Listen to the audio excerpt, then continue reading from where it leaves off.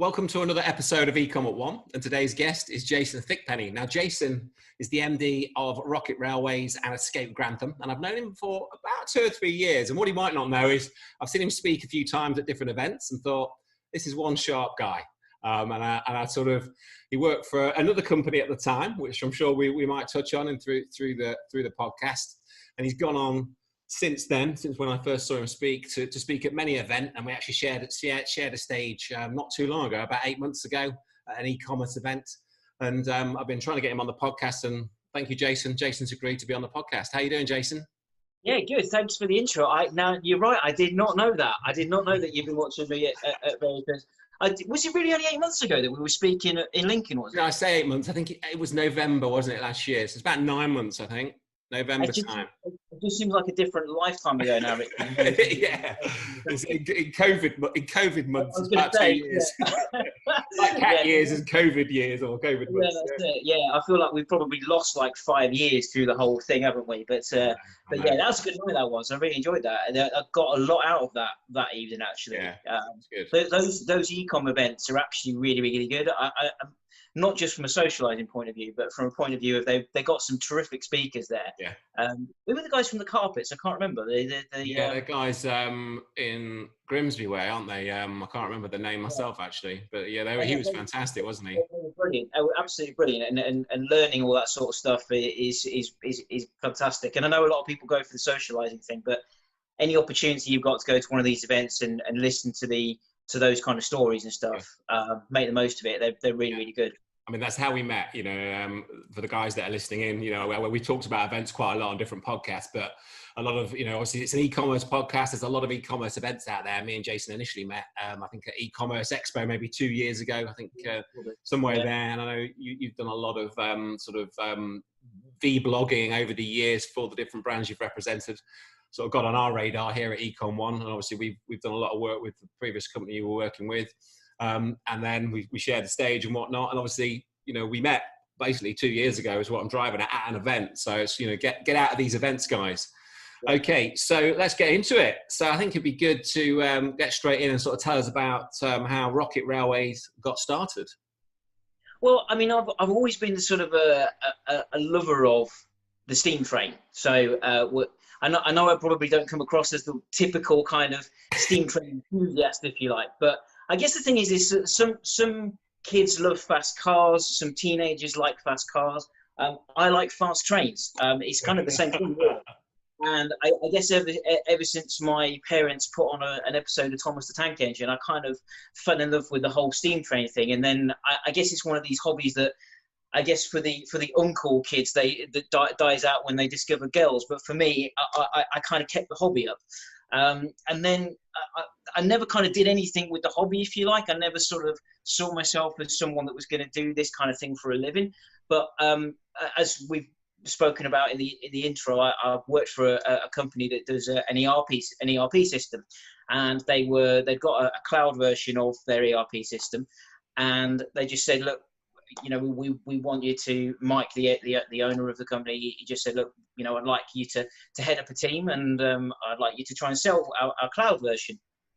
And an ERP system, just for the benefit of anyone who doesn't know, it's a stock management system. So it allows you to sell over multiple channels, and then and stops you from kind of overselling. I feel like I'm going into pitch mode for Chaos Control.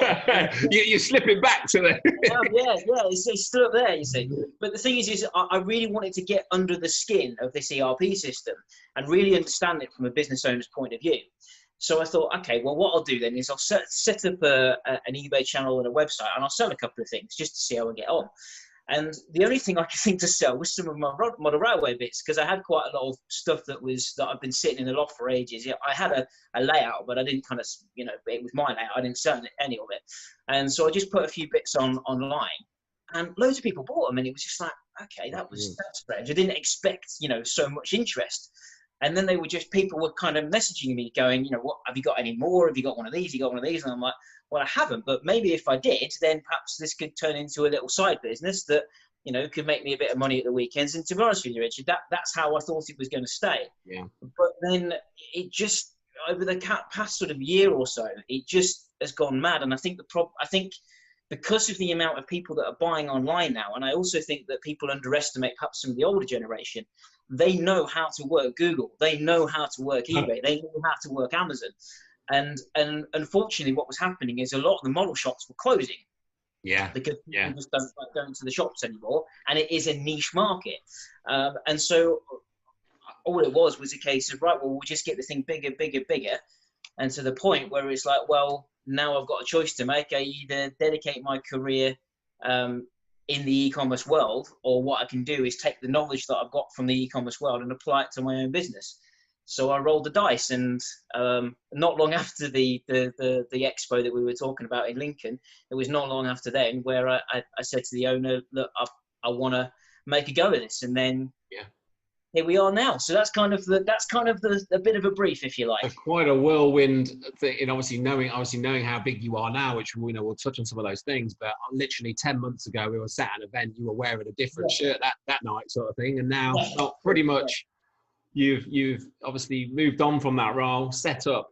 So you'd already set up sort of in the background testing, doing, sort of literally, rolled the dice, as you put it. Back then, the odd order, like I think a lot of these things, you start, just if we could sell, maybe if we could sell a couple of these things a week, that'd be quite a night. And then hang on a minute, it's like an hour later, we've sold them, and inbox is filling up and more inquiries. And then you start thinking, well, how, what? I think, that's great. Obviously, I think a lot of it is getting started, isn't it? Which is usually that sort of blocker. People get comfortable in their role, and maybe don't start. So I think you obviously took the plunge and made the start, and then not really look back. I think 10 months later. I think I was looking at your LinkedIn earlier. It's literally 10 months ago, which is crazy.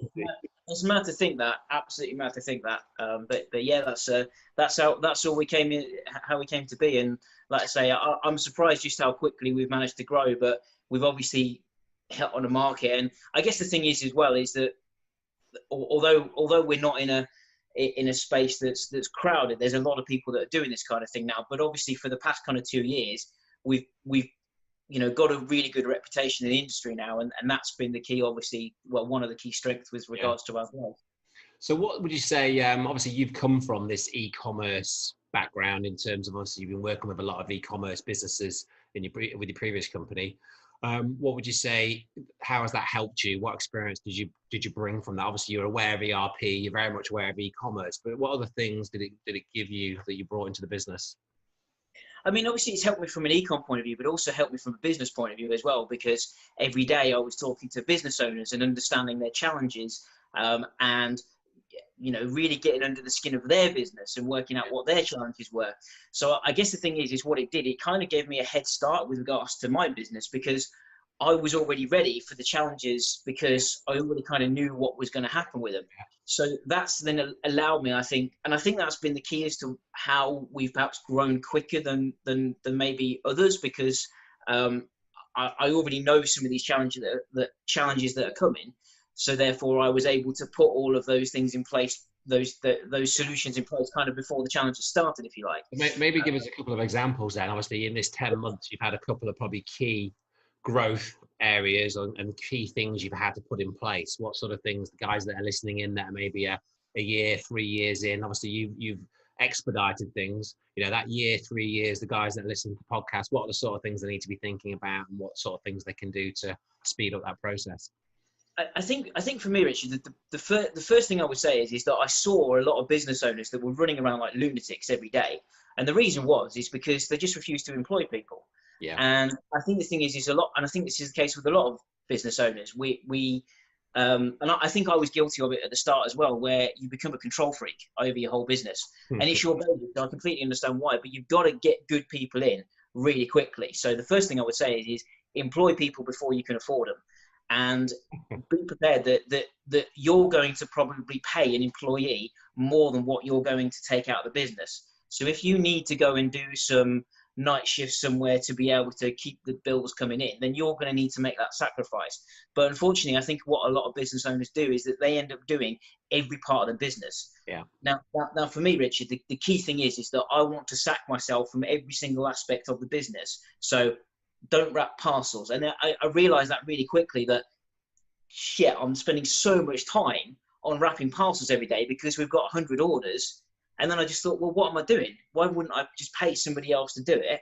And then I can focus on the marketing. I can focus on installing new processes, installing new systems, which I already knew in my head that I wanted. Yeah. But and that's the key. So the first thing I would say is that if you're 3 years in and you still haven't employed anybody, then you need to change that really, really quickly. So get employing people really quickly and get good people in quickly. And with these new schemes that the government have got going on at the moment, it's never been a better time to start employing people. So that's the first thing I would say. And then the second thing is that backward plan the whole business. So and work out what your ethos and where you want to sit in the market. So there's loads of people that are doing, railway parts and all that kind of thing. And so we decided right from the start, we want to be the best for used model railways. So although we have accounts with some of the big players in the market, we don't buy new stuff anymore because that market is quite crowded. Yeah. So, and that's the other thing I would say to other business owners as well that are looking at doing this, that pick what space you want to sit in and then own it, as opposed to trying to be all things to all men. Yeah. And I would imagine a lot more margins in that sort of side of the business. Of course, yeah, there is more margin in it, and then suppliers don't have you over a barrel. I mean, we had a guy, and I hope he's listening. Actually, he won't be, but if he is, that'd be great. I'll tag him, shall I? Tag him, yeah. So we had this guy from Pico that came, who were a big model railway, thing. They make like little parts and stuff, and he was just a charlatan. He came into the shop. And instantly he just said, well, if you want to sell our products, you've got to put them on that rack. You have to sell them at this price. And then I was just like, no, if surely as a supplier, you just want to get your products out there to the traders and let them sell. And then it was at that point that it was just like, no, we don't want to deal with any of this. We will have ultimate say on what products we sell, how much we sell them for. And nobody else has got to have any input. And yes, it is harder because we obviously used items. You have to take photos of everything. It's harder to buy them. You have to compete a bit more. You have to look a bit harder for them. So you have to work a bit harder to obviously find them. But you get the reward with it as well. And it does mean that we can own that space now. There's a lot less crowded, isn't it, in that market? I'm guessing, people are not as many people anywhere near are going to go to those lengths to source the product, photograph the product, spec the product, check the product, test the product. It's very laborious, but in return, you're not, as you put it, over a barrel with the 5% margins or whatever it may be. Yeah. And they're terrible. I mean, there was a news article today. Sorry, this won't interest 90% of your listeners, but for the 10% that I love their model railways. So there's a big company over in Sheffield, and they've just had a memo that's been sent out today that then they're not selling any Hornby products anymore. So there's obviously been something that has happened over there as well. But I think what's happening is that Hornby, who are obviously the company that everyone's heard of, and now selling directly to the end user and cutting out the shops. And I understand why they've made this call, because obviously COVID has kicked in. No one's going to the shops anymore. Hornby have gone, how are we going to get our products out? Oh, we'll just sell them to the end user and they can buy them off our website, and then done that accordingly. So I kind of understand why Hornby have gone down this direction, and I'm glad that we don't actually have anything to do with them anyway. So it's kind of worked in our favour. Yeah, brilliant. Okay. So sort of reverse engineering that 3-year plan and so sort of with the end in mind, or the end clarity on where you want to be, and then hiring before you can really afford it is what you're saying. Yeah. If you're sitting there packing 100 boxes, there's that is an amount of, say a £10 task, £10 an hour task, where implementing a new ERP or investing in marketing strategy and XYZ is maybe £500 an hour task. Which one should you be doing? So it's making those moves as quick as possible, and it is quite a scary move, isn't it? I think that takes a certain personality potentially. Yeah, you're absolutely right. And I think but you've got to be able to let go, and you've got to pass trust to other people in the business. And it's brilliant, actually. I mean, I probably come into Rocket Railways maybe once a week now, because the rest of the time I'm focused on doing the sales and marketing. Brilliant. And I'm focused on trying to source, obviously, other products. And our operations manager, Paul, who was the guy who I sourced for packing the parcels in the first place. Yeah. He's now become operations manager, so he got promoted really quickly. And I trust him with the keys to the business, you know. And if you can find somebody like that, so you can be proactive in growing the business, then you'll do well. If you're just stuck in that rut, it's going to be difficult. So they're along for the journey as well, and are going to benefit of the growth and, you know, and the opportunities, the financials that, you know, came in to pack, you know, boxes, and now he's operations manager. And I know obviously you're on quite a, you know, you've got a big growth plan in place. You've got a lot of recruitment imminent, you know, so exciting times. Yeah. Okay.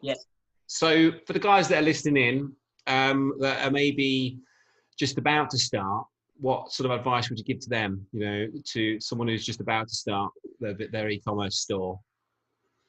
From an e-commerce point of view, there's a few things I would say, which is, and I've got, I'm aware of your business, Richard, so I want to be very strategic as to what I say and how I say it. But I think you'll probably, I'm hoping that you're going to agree with me with this as well, that when it comes to the e-commerce side of things, there are so many options, so many different platforms, so many different websites that you can decide on. So you've got Magento, you've got Shopify, you've got BigCommerce, you've got bespoke ones, you've got EKM, you've got all of these platforms. Now, this is just my opinion, my opinion, that we've recently gone to a WooCommerce site. And the reason we've gone to WooCommerce is because there are lots and lots of options when it comes to your agency. So for example, if we had a VisualSoft website, for example, VisualSoft is brilliant, by the way. I can't speak highly about them. They've got a great thing.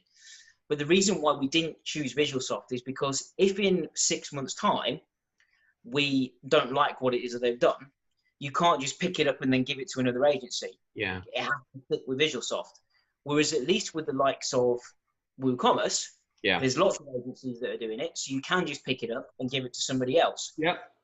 So what I would say is this, and again, this is just my view, pick one of those ones where you've got then options to be able to be flexible. So we picked WordPress, like I say, because we could give it to other agencies. There's loads of plugins for it as well. And that's what I would say from the e-commerce point of view. Keep your platform nice and flexible, where you can add stuff to it. What I would say is I think all of them have got strengths and weaknesses. So you've just got to pick which one you like the best and is best for your business, and then build everything else around it. And look for the one that's going to be best for your business, as opposed to looking for the one that's cheapest or the one that's free or anything like that. And then build everything around that. So like I say, we've got the WooCommerce now, and now we've got all of these really cool plugins that we can now put over the top of it. So we've got subscriptions, we've got, you know, bulk editors, we've got all of this kind of other stuff. You've got a lot of control there and ownership, where you're not tied into a third party that only that team, or, you know, whether there's a 10-man band or a 200-man band, it's yours. And there's a sort of ecosystem out there of developers and people that are reasonably priced, and it's not very, very, very specialist, where you might be, you know, hundreds of pounds an hour, you know, like WordPress is, WooCommerce is WordPress, isn't it? So it's, you know, it's like the most popular platform in the world. Lots of people on WordPress, lots of sort of very talented developers. And I'm not saying that WordPress is the best. What I'm saying is WordPress was best for us. And we are planning to do one piece of content a week. And the WordPress blogs are really strong. There are, you know, it might be that somebody else might get better on with a Shopify. It just depends on your business model. But then when you've got it, just remember that you're going to get stuck with it. And I think it's the one mistake that I think we made, where we went from BigCommerce to EKM to Wix, and now we're at WooCommerce. And I just in a year. What we'd have done is just researched it a bit more beforehand, and then we'd be probably our website would be a year further down the line. So that's kind of a bit of a regret, but you learn these things, don't you? But you can't fault that speed. If you've done 4 sites in a year and got to where you are, it's insane, in a good way, isn't it? It's like, you've pushed through, right, okay, learn from that process, right, well, we need that. And I think, you quite often don't know till you're in that space, isn't it? So also getting advice from people that have got, that have maybe been there, done that, and are independent. They're not they're not a Magento dev, they're not a Shopify dev, or maybe they're a bit of everything, but that independent advice, that's going to help you. Yeah. Okay. So we're on WooCommerce. Obviously, lots of options in there. Any other advice you give them sort of away from the platform? So they've built their site. Has there been any other sort of big takeaways in that sort of getting started phase? Yeah, I mean, obviously from a stock management side of things, then that is obviously really key. And the thing is that we don't pigeonhole ourselves into selling over one particular marketplace. So we're still big on eBay, and we will continue to be big on eBay.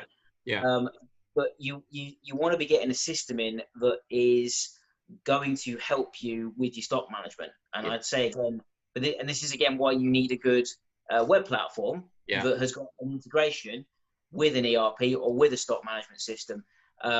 And don't put all of your, don't just sell over one marketplace, because as I've found out fairly quickly, that when we started selling on Amazon, we were doing really, really well on Amazon, and then all of a sudden one day like that, they just said you can't sell on us on here anymore.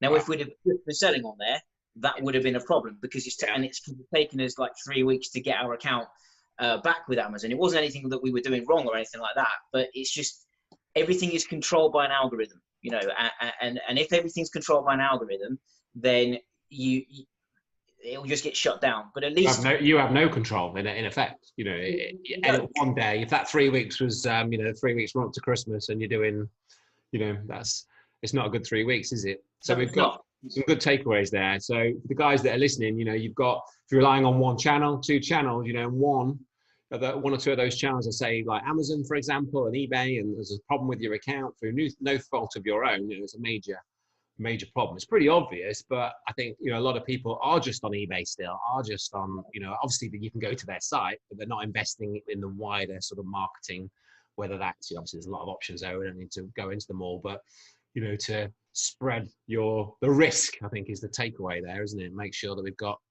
orders coming in from other channels. Yeah, definitely. Yeah. And also then, and this is perhaps a mistake that I think I've made as well, is that I was too heavy on the marketplace straight away. What I wish I'd have done is built Rocket Railways as a site before then expanding onto the marketplaces. We kind of did it the other way around, and I kind of regret doing that now, but you learn from these things. But yeah, what I'd say is get your website sorted out first, and then have your channels kind of built onto them as kind of extra things to sell your stuff, as opposed to doing it the other way around.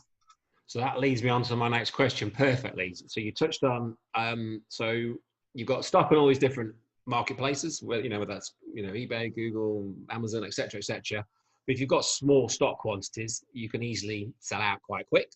And then you can have challenges with your stock management. But you obviously said about having an ERP system integrated. So when somebody buys off one platform, the stock level is adjusted, and it then shows the correct, it adjusts the stock, basically. Obviously, there's a lot more than that, but that's a big part of it.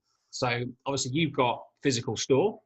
And so if somebody walks into your physical store and buys your particular products there and then that happens to be the last one, which in a lot of cases it will be with your products, won't it? Because they are unique, they are second hand, etc.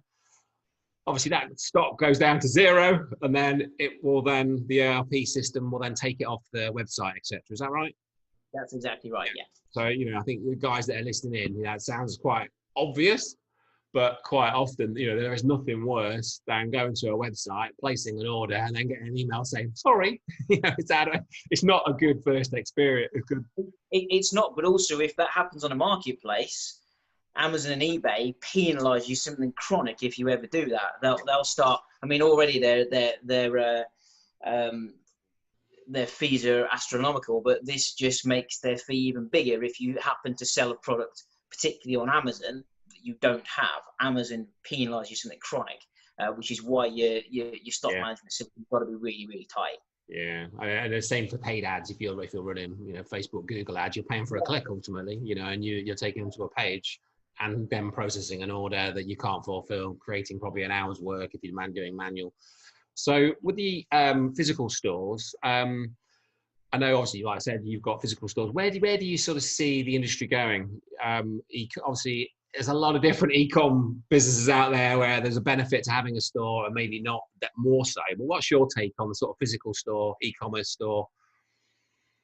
It's a really good question, Rich. And obviously, it's been very difficult because when COVID hit, we were just like, right, what we're going to do now? Because obviously, we had to close the shop. Yeah. And even now, we still have limited to having one person in the store at a time. And, we love our customers dearly, but my God, can they talk? And they want to talk about their layout because they're really... I can imagine. And we love that, and that's great. But the thing is that what we try to do but the problem is if one person comes in and they spend, 20 minutes in there, you've got somebody else in there that wants to come in as well. So we've had to limit it to sort of 15 minutes per person coming in. And that is obviously, it's not isolated people because the majority of people understand that this is the way of the world at the moment. So I kind of think that obviously right now your e-commerce is going to be much stronger than your bricks and mortar store, which is why I'm really glad that we picked a premises for our store, which was out of the town centre. So it means we pay much cheaper rates. And that is going to continue. So we're always going to try and stay on the outskirts. And what it means then as well is that people feel a bit more comfortable about coming here. Not only can they park their car for free, but also they haven't got to worry about, going shoulder to shoulder with lots of other shoppers. So that's been an advantage. I think, if I'm honest with you, I think it all depends. To answer your question, because I haven't answered it yet, sorry. I think to answer your question, I think it all depends on what your store is like. So for me, the plan is with Rocket Railways is that when somebody comes to our store, they will have an amazing experience. So we are going to turn it into an experience place. It's not just going to be a place where someone will come in and they'll buy a product like they do at the moment. Yeah. They'll be able to come in. They'll be able to have a membership to Grantham Model Railway Club. So they can come in. They'll be able to have a coffee, which they get. They can grab themselves a book out of the Rocket Railway Library. They will be able to play with our exhibition. They'll even be able to come in and one day and be able to have a beer, which will be served on a G-gauge model train. So, hey, I love it. What's going to happen? But the thing is that for me is the key thing, that if somebody is going to go to a store, they need a reason to go and they want to have a really good experience when they come to it. And so for me, the store at the moment is, because of COVID, the store is just almost like a glorified warehouse at the moment. It's filled to the brim stuff, and then we kind of have our dispatch area in the shop, which is not where I see it permanently, but for now it's kind of the way that it is. But once we kind of come out of the whole social distancing thing, which we will do one day maybe, then we can start making plans for it. And I think at that point, I think we will probably make as much money in our bricks and mortar store as what we will online. And for me, that's where I'd like to keep it, is kind of doing the 50-50. That's where I see it for us, but it all depends on what your bricks and mortar store is going to be. So it's having that, obviously adapting, which is obvious, but like that experience, which you're very fortunate that you can do more so, I would imagine, than a lot of people, because you've got that type of product where people are very passionate about. You can say that now, a lot of industries. That you had me there. I was like, when is this opening? I'm coming over.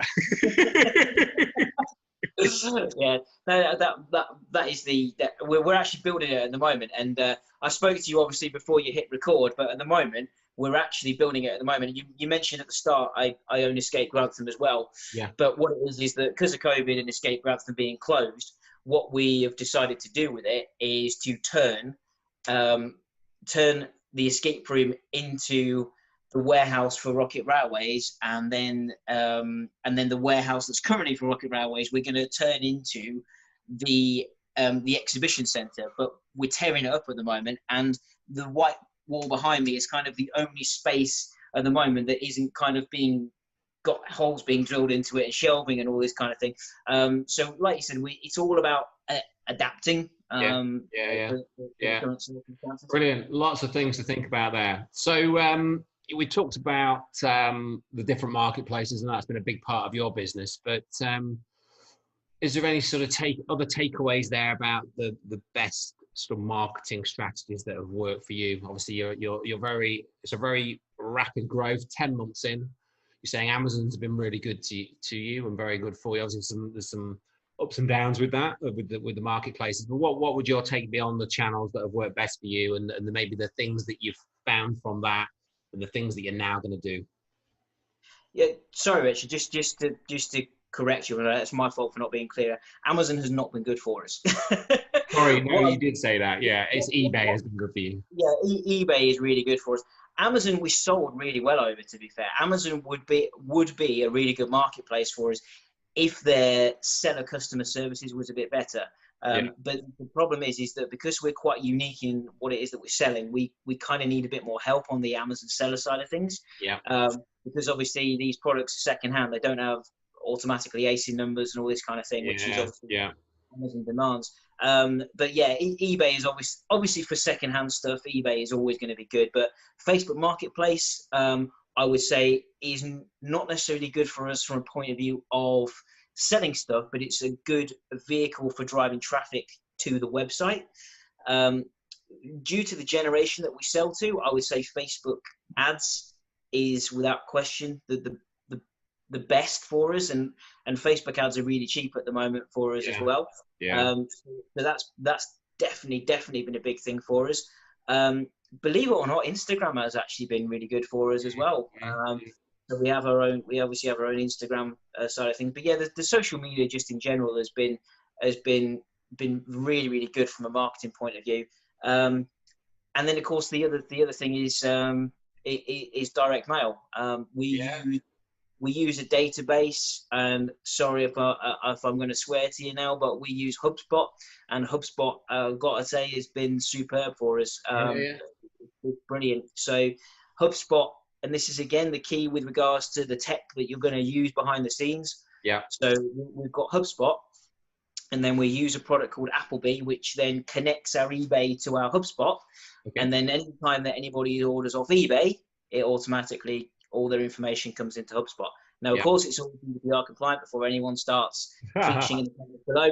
Of course, it is all is compliant. But yeah, that's essentially what we use. And again, just going back to the advice that I would give to somebody that's looking at starting in e-commerce, that when you sell to a customer, make sure, for goodness sake, that you keep the details and you follow up with them.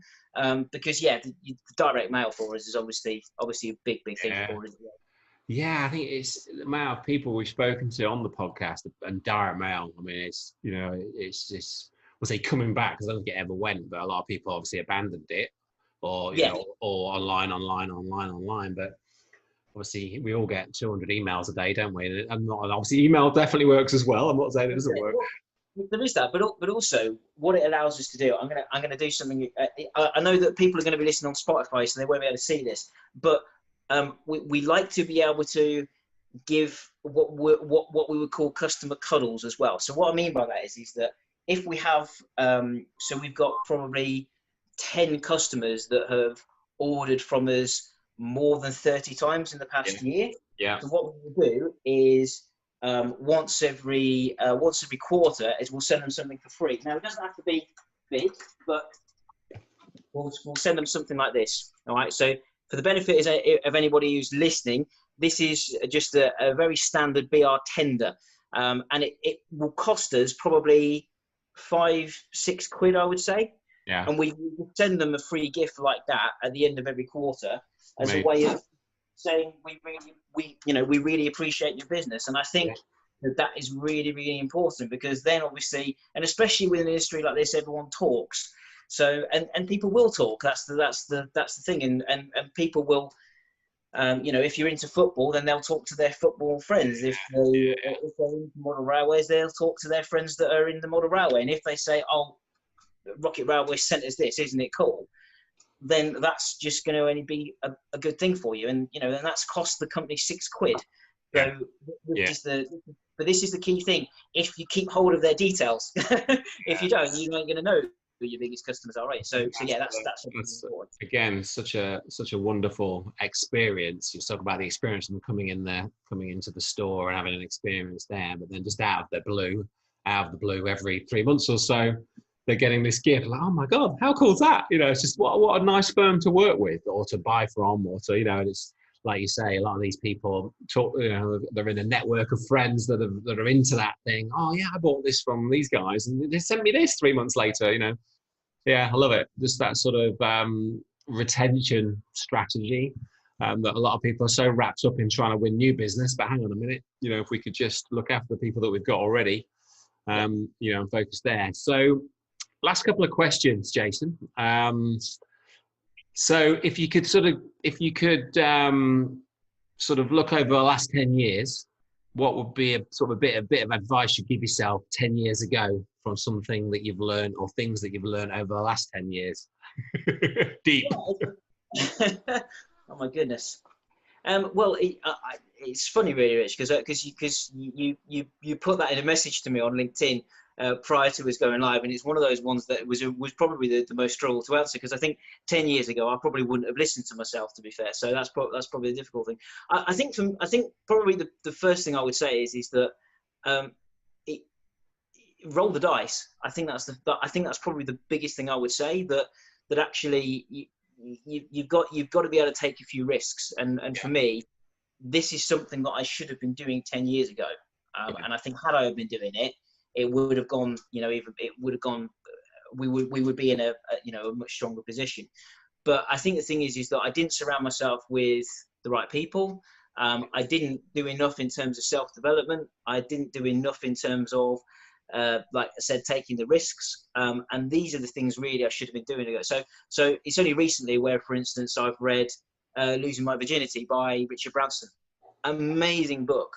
And if I'd have read that 10 years ago, I think I probably would have just waved bye-bye to the corporate world and set up on my own. It was massively inspiring. But this is stuff that I should have done 10 years ago. But yeah, surround yourself with people that are really going to support you and are going to help you. And be prepared to take the risk, and be prepared that it all could go horribly wrong. And be okay with living with those consequences. And it might get, Rich. It might all go horribly wrong for me. I don't know. But the thing is that if I don't do it, I'm never going to know. Yeah. Great. That is brilliant. Now, the final question we always ask, you have answered it to a degree. We like to finish every episode with a book recommendation. Oh, okay. Right. So, obviously, you've mentioned Losing My Virginity by Richard Branson. Would that be the pick, or have you got one that trumps that? Do you know what? It's really difficult, Rich. I mean, the thing is that that business book from Richard Branson, it kind of more talks about his life experience as opposed to giving business advice. Yeah. Getting Customers by James Sinclair. That's probably out of all the books I've read from a point of view of development, that probably is the one that's helped me the most. From a motivational point of view, there's a great book by a guy called Brad Burton called "Get Off Your Arse." That's what it's called. He's a proper northerner. He's come from, you know, a difficult background and has created the biggest networking company in the country, and it's a brilliant book. But yeah, I would say from a point of view, it depends on what you kind of like to read, to be fair. But that's more of a self-help book, whereas Getting Customers by James Sinclair is brilliant from a point of view of giving you great business advice. So am I allowed to do two? You can do two. That's fine. We'll let you off. I think you even stuck a third one before that, didn't you? So we've got two. Yeah. Well, thanks, Jason. I think there's a lot of good takeaways there. You know, I'm really looking forward to listening to this one back myself, to be honest. You know, cracking podcast. I'm looking forward to getting it live on Monday for you and for us. So thank you so much for being on the podcast. So for the guys that are listening in that want to find out more about Rocket Railway, more about yourself, what's the best place for them to connect with you and the brand? Yep. So if you are into your model railways, which is going to be, probably only a very, very small number that's perhaps going to listen to the podcast, all the W's, rocketrailways.co.uk. But also, if you like a good escape room, then I don't want to forget that. It's obviously a very different business. It's got nothing to do with e-commerce, but perhaps I can just plug that quickly as well. But if you enjoyed the likes of Crystal Maze back in the 90s, this is a very similar kind of experience that you can go and do in Grantham. So all the W's, escape-grantham.com, and you'll be able to book one of our escape rooms, and there's a new Egyptian one that's coming soon. There you go, little plug. We might be seeing you. Our team might have to have a little trip over. Oh, come on down, mate. It's great fun. Great. So we've got the Rocket Railways website, and we've got the escape rooms in Grantham there. Brilliant. And obviously can connect with you personally on LinkedIn as well.